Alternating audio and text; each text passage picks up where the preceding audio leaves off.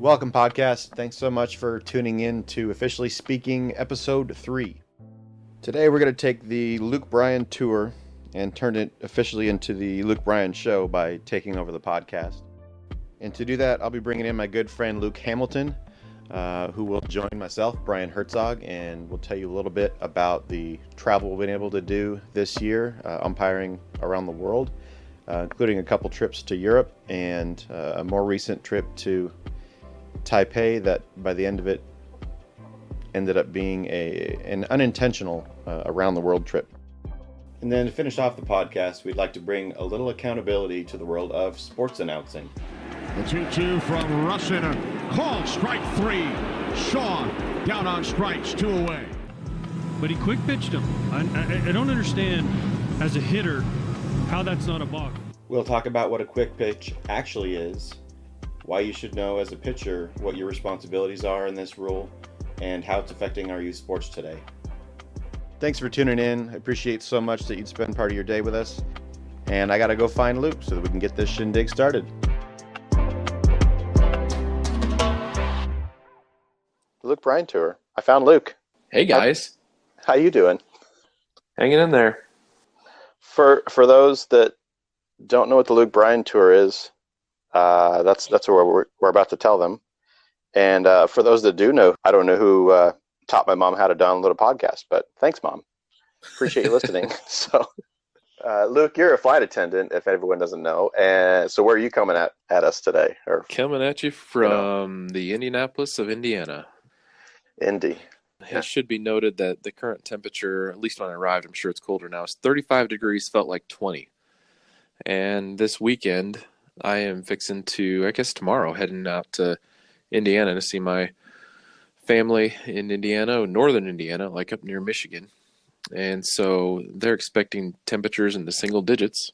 The only time I've been to Indy was for ABCA conventions, American Baseball Coaches Association. And that was the first time I've ever experienced negative temperatures. It was incredibly brutal. So yeah, I'm working on freezing my butt off, aka staying indoors so I can get ready for a weekend where my sister said, "Why don't we go sledding?" Hold on, let me check the temperature. Never mind, the high is 7 degrees. So maybe we'll go bowling or some other indoor activity. And you no longer own clothes to go out in those temperatures. It is absolutely the truth. I don't know who's picking us up from the airport because Liz will be coming home this weekend as well to Indiana. And I said, whoever comes, bring the heaviest winter coats you possibly can because I got nothing. I've got a Venezuelan beanie, and that's it. I don't even have gloves. Shoot. Well, you will have an official business beanie here pretty soon. So that is. I'm actually taking them to the embroiderers today. Sweet. Mm-hmm. I got to get one before everybody else does. Those are going to be flying off the shelves. Well, you're not going to get one before everyone else does, unfortunately, because that's what I've been kind of working on this last couple of weeks is we have Northwest Baseball Umpires Association training coming up on February 9th and 16th. So I've had a lot of fun working with that. All my instructors will get those beanies. So I'm sorry that you're not first, but you also can't make it. You got to work. I understand. Yeah. So we will be getting the drone out to capture a lot of this training for NBUA and the same drone that we've had on the same drone that we had on our last trip, but as Luke will tell you, I've sunk a couple drones. So the one that was backed off of the White Cliffs of Dover, that one is a carcass now sitting in my living room. We have a new drone, but that one will be out getting training on social media, and then we'll have a lot more video coordination of the classroom stuff so we can get that out on the official business page as well, so we can get as much training out to really umpires across the world since Luke and I have been traveling so much. It's been Luke's flying that has spurred all this Luke Bryan Tour travel to start with. We met back in 2007. And what do you remember what city you were coming through that I was working in the South Atlantic League? You were your first day in Hickory, North Carolina. And I remember I went in and it was a one game somewhere and then I went off to the next city. I can never remember what city that I ended up seeing you in. I'm headed down to the Gulf Coast League for my first season. I'm traveling with my best buddy, Brandon Westmark, but college roommate and so on. And he's driving down with me and flying back. And I knew Chris Siegel, who was your partner, who was working the bases that night. Yes. And so I wanted to see him and say hi, and he just happened to be a byproduct of coming to visit. And That's how I meet most of my friends. Yeah. yeah, Yep. Just a byproduct happy of accident. who they really wanted to see. Yes. And so, yeah, so I don't know if we did anything that night. We just stopped by to see the game, say hi afterwards, and I think we went on our merry way. Like we might have driven through the night or something. I don't know, but I think you were doing a lot, like trying to pack more of that driving in that night, if I remember yeah, correctly. But good old Hickory, North Carolina. Never got the privilege of working a game there, but sure did get to see Brian Herzog's first plate job in the Sally. yeah, how It did was it? it. Was I okay? Well, it inspired me, like I did for so many Gulf Coast League guys myself when I was in the Florida State League. Guys would see me work, like I got to see you work, and I was like, really? If he can do it, I can do it. So Yeah, that makes sense. it was Yep. really good. It was really good. We've blossomed so many careers, you and I, from just our on the field performance. World's okayest Sure, umpires. I am okay. Um, and then I think probably the next time I got to see you was one of the Calling for Christ retreats. I think I hit 5, maybe 6 of those retreats. I remember getting my 5-year jacket though, Nice. or pullover. And how many of those did you hit? I know we hit a couple together at least. Yeah, I was every other year. It was even years or odd years, but I went for 3 years, and definitely knew that I had that connection with you because maybe it was Yeah. in 2012 that we went, because then it was the following winter that we went to winter ball together. But that was probably my second one I went to. Well, Winter Ball was 2011-12. Was Let's that edit off that. season? Let's start over with that one because I had my dates all messed up. That was the time where we really spent a lot of time together. Obviously, you have to rooming together, but when we both went to Venezuela, I remember that because it was the Texas League playoffs that I found out on the drive between. Let's see, we went from San Antonio to Little Rock, and we had had a 20-inning game with Brandon Misha behind the plate the day before. Yikes. And yeah, it was great during the championship round. So there's nowhere to go. There's no makeup date to be had. There's no. I remember that there was going to be no stopping that game. And then the next day, I found out it was going to Venezuela, and shortly after, found out you were coming too. So Yeah. and so we had 3 months together in that. So we had 4 cities we'd stay right there for in Caracas, and then or 4 teams that we would commute to, and then 4 that we would actually fly to the other cities. So, and obviously Travis and Sean. Yeah. Well, Sean was the pool boy. Let's be honest. He was. So after Venezuela, you spent a few more years in the game, and I spent a few more years in the game. And so when you exited minor league baseball, you spent 7 years. And how soon did you become a flight attendant? Yeah, no, my last year was 2013. That fall, and you kind of know, as people do who are in the game, like they're either looking at you or they're not. And at Double A, they don't hide anything. So I knew they were kind of scraping to find things, and so I knew that it was going to be tough to go on. And the guy I asked him point blank, but the supervisor pretty much told me, Luke, it's not looking good for next year, like nothing's a guarantee. So I already started applying. I want to say immediately after the season, in September, I started applying as a flight attendant, and I think releases came out in October sometime. I do not remember the dates, but it had to have been the first part of October. For context too, so because I'm assuming we're going to have umpires, fans, players, coaches, every single demographic listening at some point to this podcast. So umpires, as they go up, we can't do the same thing as players. We can't just go back down to Double A and then back up to Triple A, or down from Double A to A ball and then back up to Double A. We go up or out after 3 years. So you essentially get 3 years at each level, and there's a little bit leeway for that because they don't want to, I guess, put you in a corner if for some reason you rank really close to being moved up, but there's just not that much movement that year. But essentially we have 3 years up or out. You're going to go up or you're going to be released. It's simple as that. So yeah, but, so you went into. I just finished my interview, my face-to-face interview in Dallas with American, and so it was, let's say it was a Friday, and toward the end of October, somewhere in the middle of the season, there was a group with like 15 or 20 of us that they go down to Turks and Caicos and Providenciales, in the islands. And so do my interview at American. I was sick as a dog. My nose was running all over the place, and I was like, well, not going to get this interview. May as well just go have fun with it. And it ended up being one of the best days of my life. It was a lot of fun. But then, flew to Atlanta, and that following Tuesday, down in Turks and Caicos, and I think I slept the first 2 days, like my ear was blocked and everything else. Following Tuesday, I get a fax from American that says you're hired, and Justin Clem called and released me. And so it wasn't even a sad day, because I got to tell you, I mean, it's just 1 month into my job at American, I'm in Amsterdam watching a ladies European golf tournament, and I'm like, even if I was in the big leagues, it's May. My life is so much better right now. So for me, I think everybody should be a flight attendant. Big league umpire is not a bad gig either. Don't get me wrong, but. And then I was released the next year, 2014, and I did my 3 years at A-ball, 3 years at AA, 3 years at AAA, and as you know, the bottleneck just gets tighter the higher you go. And I remember the day I was released, had the idea of starting I had no idea the name of it, but starting official business, company that now I work on, that just trying to bring this umpire's view over to player development, this side of things over to player development. And then in the process, of course, I've learned so much about player development that has helped me bring some training back over to umpires.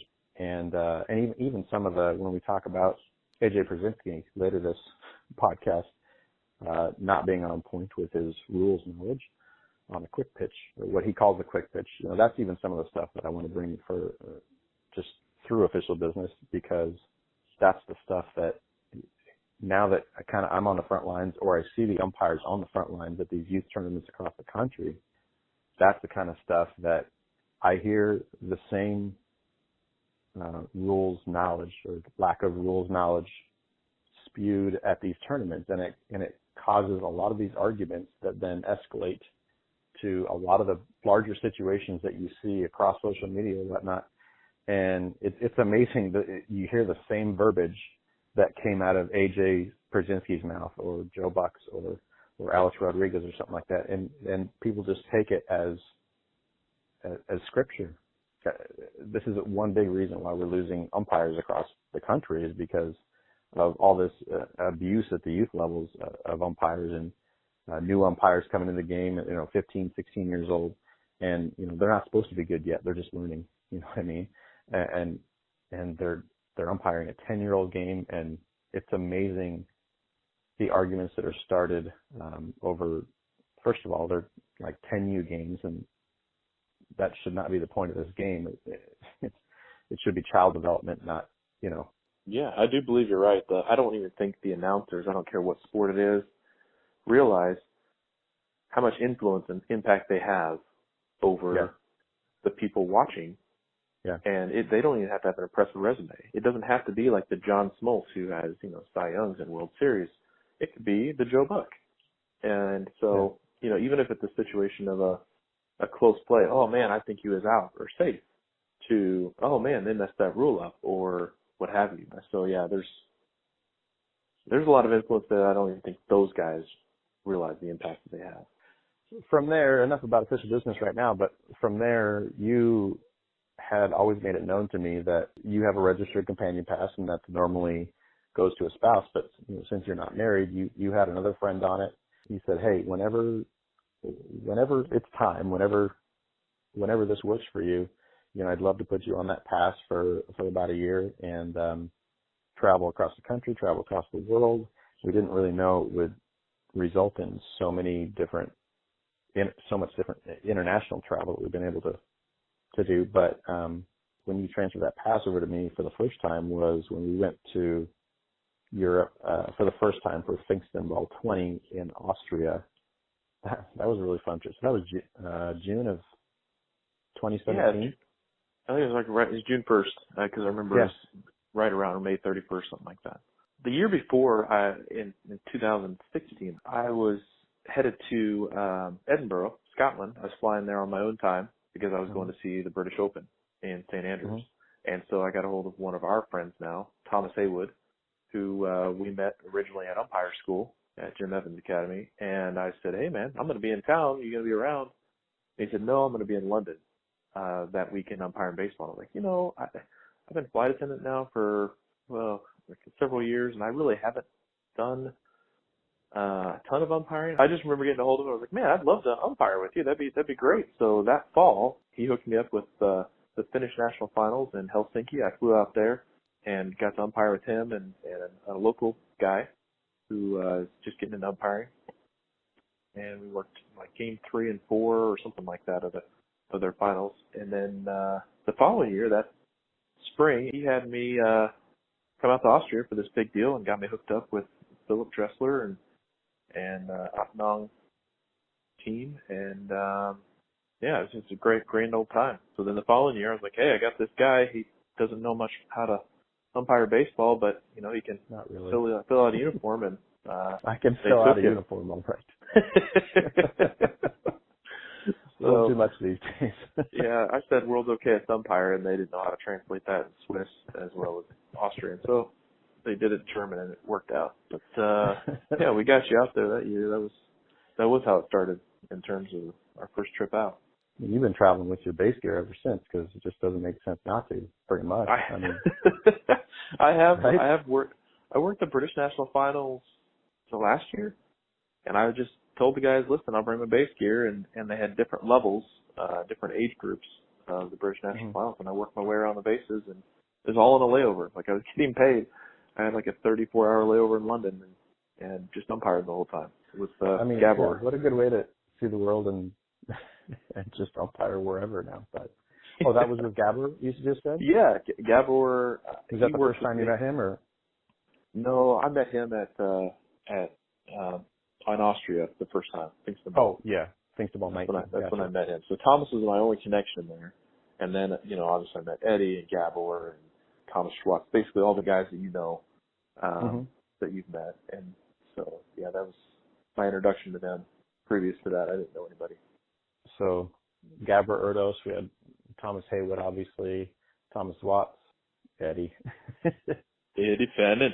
Eddie is just fun. Oh, that's who you missed. Mika. Mika from Finland, who is absolutely sick of the "Are you finished?" jokes. But Luke and I just can't stop with the puns and with the, oh my goodness. He does. He has such a great heart. I guess, you know what, I did misspeak. I did meet him. I didn't umpire with him, but I met him in Finland that first fall. I guess it would have been 15.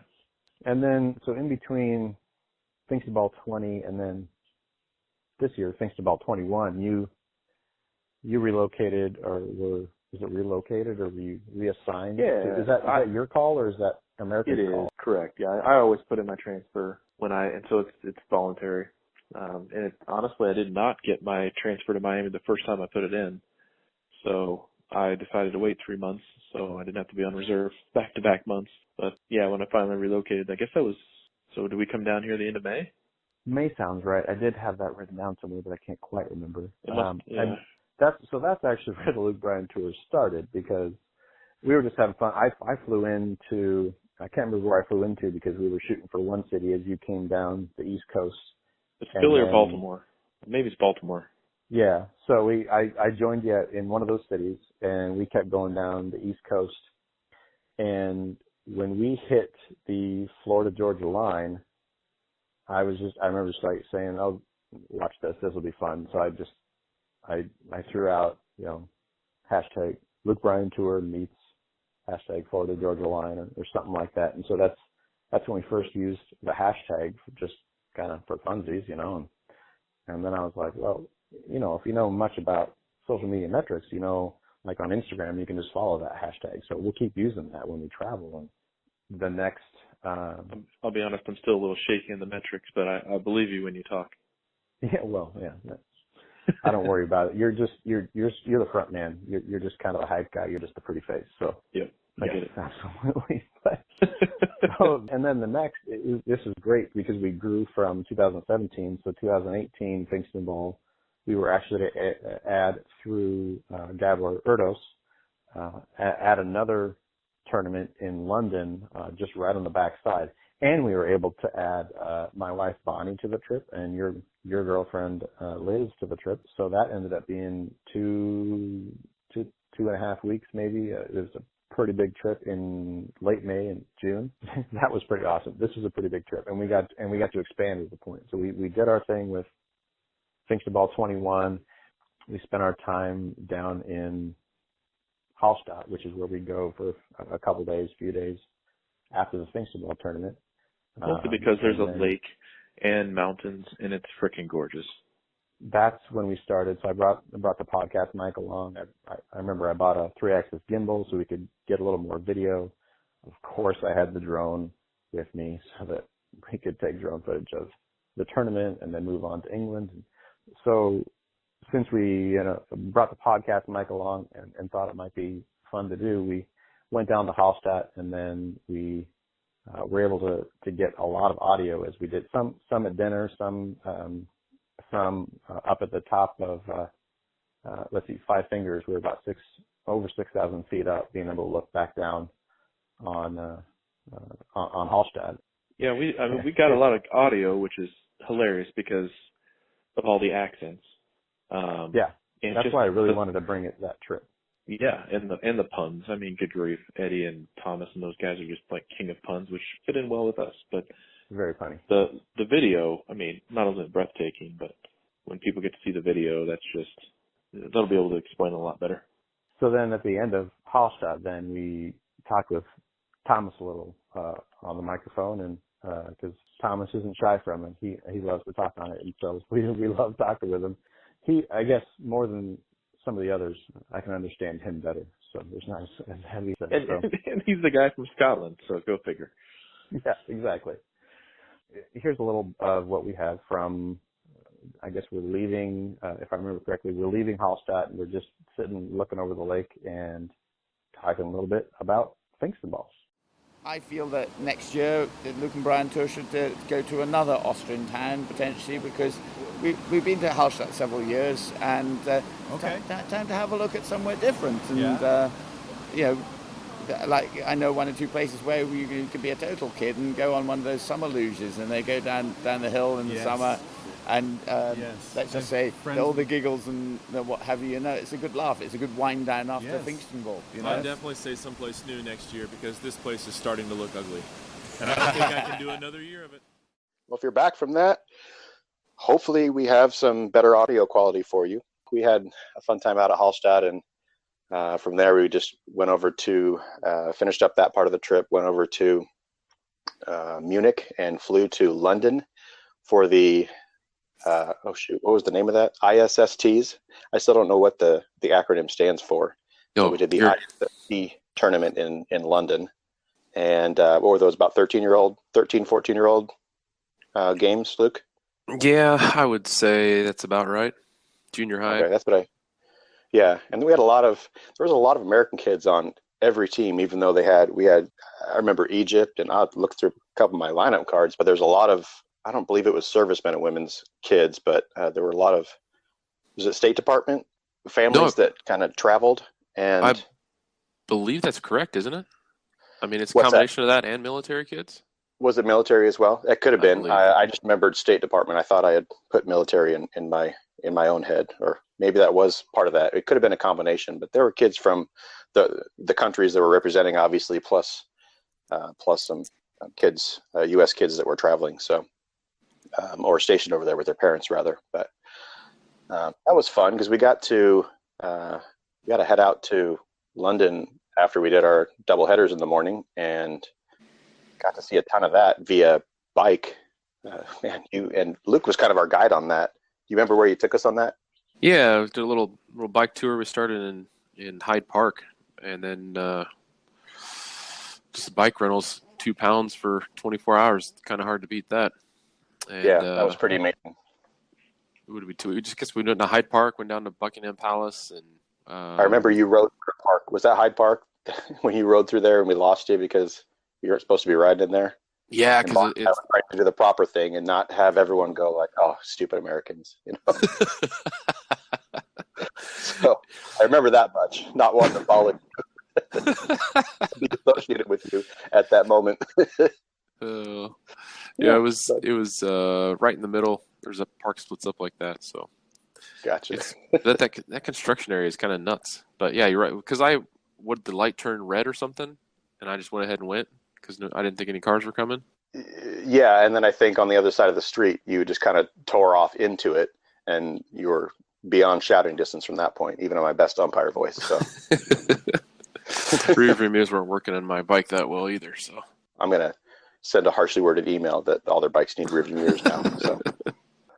So that was a ton of fun though. We got to hang out with Gabber more because he lives over there, and he was over in Austria with us for both of these last couple tournaments, Finkstonball tournaments, and then who else? Thomas was working that with us, and then then we had Sam.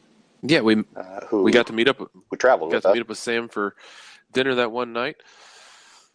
That was pretty cool, and he did the transformation. He had that beard during Austria, yeah. and so then we're waiting at Piccadilly Circus. Waiting at that circus there, which is a circus.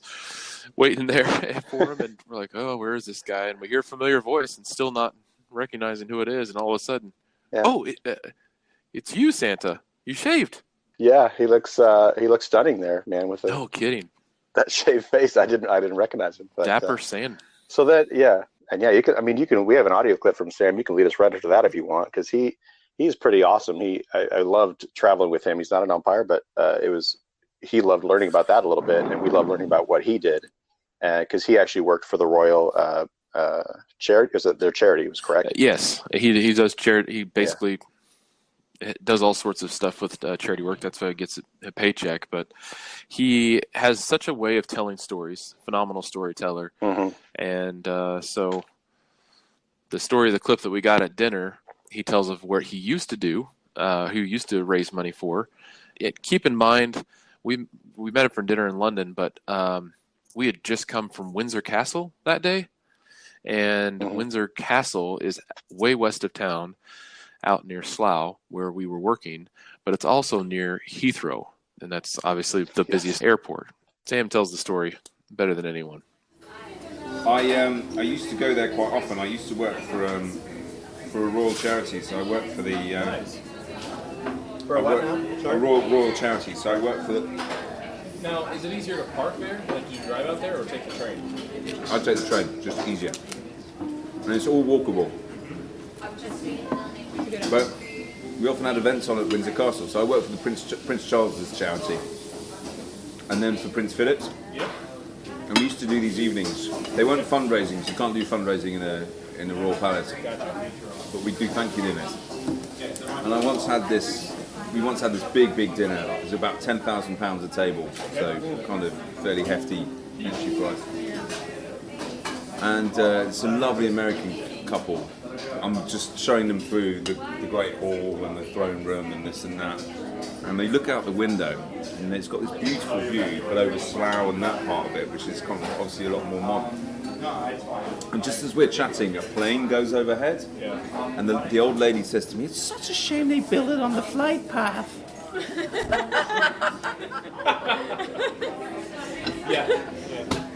a shame.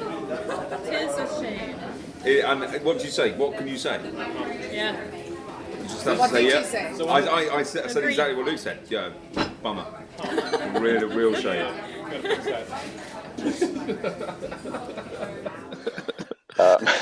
Oh man! So I don't know why they build all these amazingly ancient buildings on the flight past the runways. I mean, you think about it. Yeah, 1100. Yeah, all over the 11th century, all over the world. Tell you what. Yeah, he's Sam's so fun. So, but that is again, that's why I didn't want to come off as a stupid American. That's kind of I think we show a lack of geography in a lot of our talk, for one, and that's something that Luke gets to do a lot with his travel and interact with different cultures, and now we get to umpire different cultures. But that's a fine example of typical American. Oh, truly. So from there, we went down to southeast England and got a little Airbnb in Kent. Took the drone out, but there wasn't too much around there. Just gorgeous, countryside and whatnot. then the next day was Dover. And that, if you've seen our little teaser video for the Luke Bryan show on YouTube, the little part that shows right after Luke pulls down his pants and moons you all, the next scene should be me, and we drop that drone right off the back of the White Cliffs of Dover, and then you can see France across the way. So that was pretty amazing. And then Luke loves his castles, so we always, we saw Dover Castle there too as well, of course. Yeah, did we see Leeds? We saw Leeds Castle before that? We did. That's right. We did see. Was that the day before? Was that on the way to Kent? Man, I can't remember if we did that all in one day or not. I have to go back and check my diary. Probably. Yes. I moved it. No, I'll tell you what. I moved your diary. Sorry. Yeah. And then made the trek over to Portsmouth, which is southwest England, the next day. Hung out. We're going to try and see a castle. If we could do this all in one day, but really by the end of the day, we couldn't get to the castle we wanted. And so we just finally hung out for the day, had some lunch, and ended the day by driving up to Stonehenge, which was probably a few hours away from where we were at that time. It's Stonehenge, it's there, but man, you get there and that's a long walk too. To get out there, and, downer for me. They don't want drones over. What are those, like, a few decades old or something like that? I mean, they've been there a long time, right? Yeah, I can't remember which flight path they're under, but I'm pretty Right. sure that, any national landmark like that, they'll probably build an airport sometime soon. Maybe it's Gatwick, they're nearby. It's cool because of the history behind it, or what's known, or the made-up history, whatever you want to say. But it's a walk, but I do love that it's just like, okay, fields, okay, sheep, okay, rolling meadows. Oh, what is this? And then when we drove back through, after we'd seen it already, you could kind of see it from the highway or the little road that we were driving on. So it's not anywhere near a big city necessarily. So it's not something that would be like, oh, today I'm going to work. Oh, there's Stonehenge. They still haven't finished the foundation of that house type thing. Right. Talk about running out of money. So anyway. So then our trip back from there was, those weren't uneventful either, but we'll go into them later on the actual podcast we do that breaks down kind of each one of these trips, because I plan on doing one each time we're going to launch a Luke Bryan tour episode on the Luke Bryan show YouTube channel. So we'll cover that a lot later, but we had Bonnie and I went up to Dublin for a couple days, and I took her there for her birthday, and we kind of finished the trip by ourselves, and then you guys came back out from London, and that ended up being the end of that one. And then that was the beginning of June, I believe.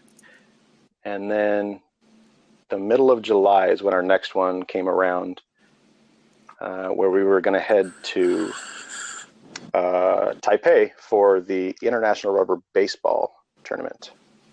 International Rubber Ball Tournament. That's what it was, IRBO. But we had some stuff before that happened, and Luke came up the middle of July for an umpire golf tournament, the All-Star Break tournament that Trip Gibson and Mike Malinsky put on. And then we went back down to the California Collegiate League. We've been there a little bit before, and to umpire the Prospects game, which is their All-Star game. That was a ton of fun. And then we both went over to Florida, and I worked a few games. Luke took a few days off and didn't do anything, I'm pretty sure. Trying to get out of Florida was a task. Long story short, I ended up having to take a bus down to Miami from Orlando, where I was, and we got on flights over to LA and then over to Hong Kong and then up to Taipei. And but we had to fight a lot of weather coming out of there. Yeah, every flight out of Orlando was booked. Yeah. Like, we tried to get you Charlotte, in Dallas, Chicago. It didn't matter. And even get down to Miami of any sort, just no chance. That storm just kind of ruined everything. And I sat there and watched 43 open seats, which is a huge, huge number. Like, I booked this because there was plenty of room. Man, I could not believe it. I just saw them dwindle all the way down to a negative number, which, as a standby, you're not going to get on at that point. So, but I want to say a huge thank you to Scooter Morrison, Adam Bates, Eric Steiner, and then especially John Dowdy, because I did all this at his place. He just lives less than 10 minutes from the airport. Those guys are such a huge help, especially John, for letting me to stay there on short notice while while the weather sorted itself out in relation to our flights. So yeah, so if anybody's interested in non-rev travel, it comes down to the genius of Liz trying to find a Greyhound bus to get you down to Miami to then make the flight to LA and then on to Hong Kong. But I can tell you on the front end of a Florida to LAX to Hong Kong to Taipei trip, it was really awesome to add 4 more hours of driving on a bus on the very front end of that trip. I mean, everybody has a life goal of riding on the Greyhound. I mean, I just hear that from everyone, and you're able to tick that box, no problem. You've done it. So I did that in high school. I had a long distance girlfriend, so I did that in high school. For all those other people out there who just have that life goal to go Greyhound, talk to Brian Herzog. He's your man. Good. No, talk to Liz. That's true. Talk to Liz. She's your booking agent. Yeah, she set that up for me. She's my booking agent. Yeah. Big whopping 0% commission. Sorry about that. But when we get to Taipei, that was a pretty fun experience. We had no idea what to expect though, because I mean, this is a rubber baseball tournament, and we had been sent pictures of what the baseball looked like, but I did not know what to expect. Yeah, once we got out in the field and got going, again, the whole experience of doing all this, it was 95 degrees, humidity was around 150 to 180%, and there was zero, and I mean zero wind. So me, coming from summer in Florida, where it's 85 and humid, but you get a slight breeze, I felt like I was cooking. And when I came back, I almost put a sweatshirt on at 85 degrees. I kid you not. Yeah, that was the best. I mean, I've worked in New Orleans in July, and I would have taken that over Taipei in July, I guess. But that was something. And I'm from Seattle, so you're coming from there to, I was coming from Florida, I guess, but my body is, conditioned to Seattle weather. So this tournament, once we got going, it was great. And we got to work a bunch of 6-man, and a lot of the guys wanted to hop on and have an opportunity to work in this tournament. Stadium's not very full by a long shot, but they're televised back home for everyone, which, of course, all the teams and all the umpires, everyone was aware of. So this is the third.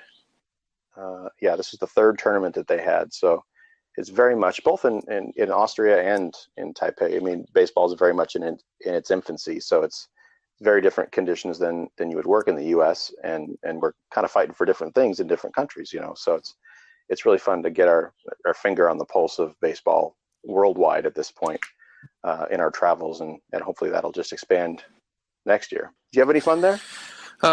Between the pouring sweat, I did enjoy that we got a halftime in between games. If your game went longer if it went a full 7 innings, which they had run rules there that were pretty awesome as well. And so sometimes you have lopsided scores, but if you did go past the 4th inning, they pull you off the field for 10 minutes. You go sit in the air conditioning while they drag the field, and both teams are in the dugouts, and you come back, and I guess it was 5 minutes or so. It wasn't maybe a full 10, but yeah, that was a nice surprise. We're like, where's everybody going? It's halftime, bro. Let's go. Oh yeah, that's not.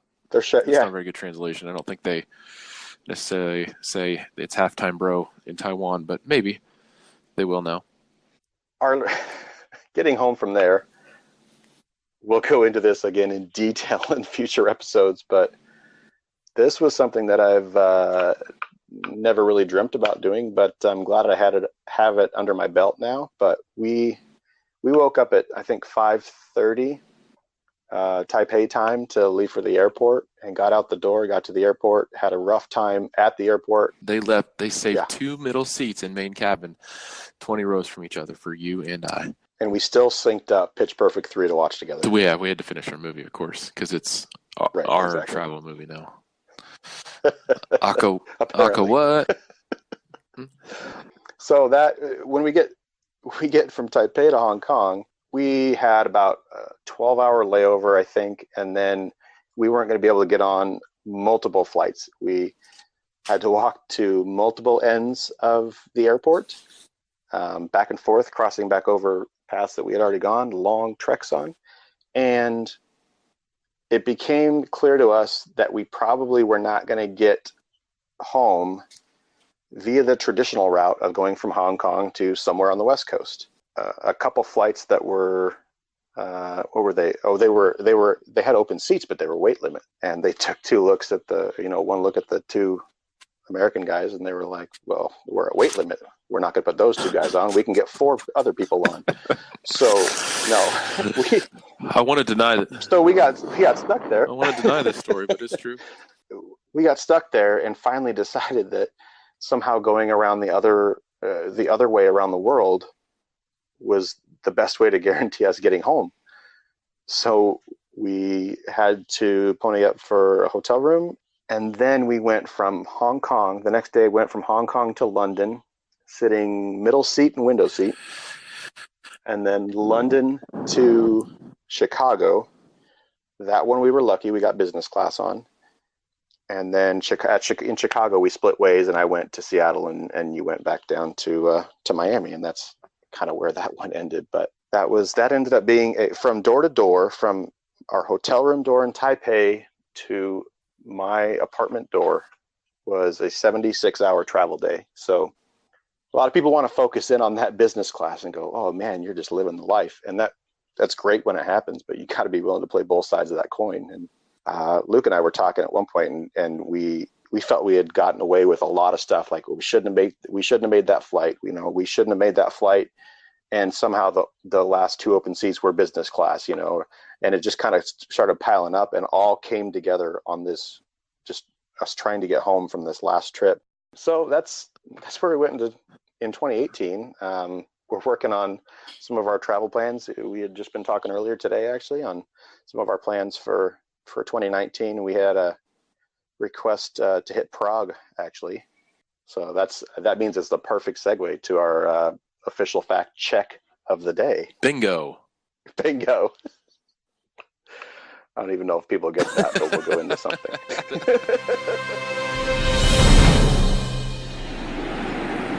The 2-2 from Russian. Call strike 3.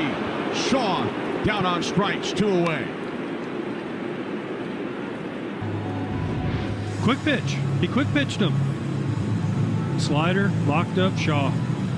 But he quick pitched him. I don't understand, as a hitter, how that's not a balk. You're not supposed to be able to change your motion to affect base runners, but you can change your motion to affect hitters. And Shaw's going back in the dugout saying, man, he quick pitched me on that.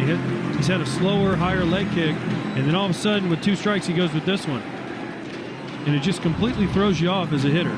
I just don't understand. I know the rules are the rules, but how is that not a balk? For something, it's cheating. David? Well, balks are for base runners, not for hitters. And it's not a balk because it's not a quick pitch, and moving quicker than a previous delivery, or even quicker than the first part of your delivery, doesn't have anything to do with what a quick pitch is. So did the pitcher wait until the batter was reasonably set before he started his motion? Yes. That's it. That's your answer. It was legal. So because we want to provide some value and some information to the announcers, to everyone listening, your batters and your pitchers and your coaches and stuff like that, we want to be able to give rule references so they can go back and actually see for themselves where it's at, and kind of see somehow where you might be cherry picking from to think, oh, he has to only be in the batter's box or something like that. So Rule 602A5 and the comment below it: umpires will judge a quick pitch as one delivered before the batter is reasonably set in the batter's box. The quick pitch is dangerous and should not be permitted. Now, so I want to make a special note to every single pitcher out there who, well, in the pitching coaches and the head coaches, or even parents yelling about calls like this from the stands at the lower levels. Basically, anyone who's ever argued with an umpire as if he's stopped the pitcher mid-delivery because of this rule. I'd like to, and I'm trying to help cut out some arguments at scale here. So hopefully this will eliminate some arguments for my umpires around the country. But for the pitchers, this rule actually makes it your responsibility, not just my own, not just an umpires, to understand when it's legal to start your delivery. So any umpire who stopped you in your motion because you're about to commit a quick pitch has successfully saved you from an illegal pitch. And for us, it's very often followed by an argument. So with runners on base, he's now prevented you from committing a balk. And we very often get those arguments when, in reality, look at whose responsibility it is, and a thank you would have been just fine, and seems more appropriate, really. But it doesn't say the batter needs to be in the box, even if that's the part of the rule you want to, concentrate on, or the part of the rule that you were taught. You don't get to pick and choose those. It states that it needs to have the opportunity to be reasonably set. And yeah, these arguments are still commonplace at the professional and NCAA levels. Now I'm kind of to the point where I don't give the pitcher a second chance if he wants to step off the rubber and start arguing with me over saving him from committing an illegal pitch. But I don't know. Do you handle it a different way? No, Luke, I think that's a great way to put it in perspective. And I was just going to point out that I don't care what level of baseball you're doing. Everybody knows when the batter is reasonably set or reasonably ready. There's that point where he's looking and he's ready to hit the pitch. That's when the pitcher starts his windup. I understand where AJ's coming from and why he's upset, because as a batter, it caught him off guard. And but he was within the rules. He didn't start his windup until the batter was reasonably set. And so therefore, what's wrong with that? As a batter, you got to be ready to go. Pitchers are always going to vary their windups, like they vary their times that they stop when they become set with runners on base, to kind of like not have the same timing to throw runners off, so they can't time them up just like batters can. So there are legal ways to throw timing off, and there are illegal ways to do it. And every time somebody says, if I try and throw out there, what is a balk, and people go, oh, deceiving the runner. Well, that's not true. There are plenty of legal ways to deceive the runner. There are plenty of illegal ways, and if you commit one of the illegal, try and use one of those methods to do it, I'm going to ding you on a balk. Every fan, parent, and in this case, commentator, they have this knowledge or understanding of how baseball is supposed to be played at different levels. I've been umpire, I've been managing or coaching whatever this game for 30 years, and I've never heard of a runner's lane violation, or whatever a common call might be, and you enforce it like it's supposed to be enforced, and they're just miffed at this rule that you just made up. So it's trying to maybe draw awareness that don't take whatever an announcer says as gospel. Understand that, please respect, the announcers and the coaches and umpires who have been doing this for a long time. But that doesn't mean that whatever they say is gospel just because they've been doing it for a long time. We're trying to bring awareness to this, and probably the most influential people, I would say, some of them, are commentators, whether it be for any sport at all. So when it comes to their opinion of officiating and what the call should have been or what have you, most people will be talking about it at the bar or at home or wherever they watch the game and say, yep, the official missed that call because Troy Aikman said so. And Troy Aikman, I think, is a good announcer and does what he's supposed to do and is very well respected. But that doesn't mean that he's a rules expert. It's a different skill set and craft to hone. I think most coaches at the youth level still are relying on. I know I was until I became an umpire. Are relying on rules that they heard in their very young days, and no one ever told them any different. And so that's just, they don't see it very often, and so that's what they've been taught. You might be the first guy to call this against them, and so they got to pop off with what they think is the correct rule on that. But yeah, I think the point is, like Luke said at the beginning, and this is why we want to do this type of segment on a regular basis, it hurts the game at the lower levels of youth baseball. So our umpire shortage, it's caused in large part by the escalating abuse doled out by the youth sports parents, and our numbers are dwindling and games are having to be rescheduled and even canceled because of it. So it's just the kids that really suffer from that. And Luke and I, we are on the front lines, and we hear the same terminology that gets used on the air out of coaches and parents that at the youth level. So yeah, I think we need to put a strong onus on announcers, because I think they're responsible for talking to such a wide array of people, and then we see these people that use the same terminology in these different in these different settings. And that's the kind of stuff that hopefully we can just provide some insight on as we move forward. And as we get to the end here anyways, and I was about to say it, if you listen to us on Anchor, you can actually call in to us with questions to the show by clicking the message link in the upper right-hand corner of the podcast profile. And then you can just leave a message as a call in and we can answer your questions. So if you have rules questions like that, or you have a fact check that you want us to do, we plan on doing that on here on the podcast and over on our, I guess I'll call it companion piece, the Luke Bryan Show YouTube channel. Yeah, well, here comes our losing mute. You hear us playing us off? Oh boy, riding off into the sunset. You can subscribe to the podcast by heading over to your favorite podcast platform, Apple, Spotify, Breaker, CastBox, Overcast. You can subscribe to the hashtags Luke Bryan Tour, Luke Bryan Show, and Officially Speaking on Instagram if you'd like to keep up with us there. You can also go and subscribe to the Luke Bryan Show YouTube channel. If you'd like to keep up with official business, we are officialbusiness.us on both Facebook and Instagram. Thanks so much for pushing me to do this. Luke's pushed me to do this podcast. And I got 2 out with Branch Rickey about a year ago now. And now I'm getting to do this. So I owe a lot of that to Luke. And obviously I owe all of my travel for the last year and a half to Luke. Can't wait to tell you more about it. But while you're waiting for our next episode, go to Umpscast's first season before they drop their second one pretty soon here, along with Close Call Sports Podcast Plate Meeting. Those are both great outfits. You got anything to say, Luke? You good? Adios, muchachos. Ciao bueno? Ciao bueno. That is a good one. I do like ciao bueno. We couldn't Americanize it anymore, could we? No.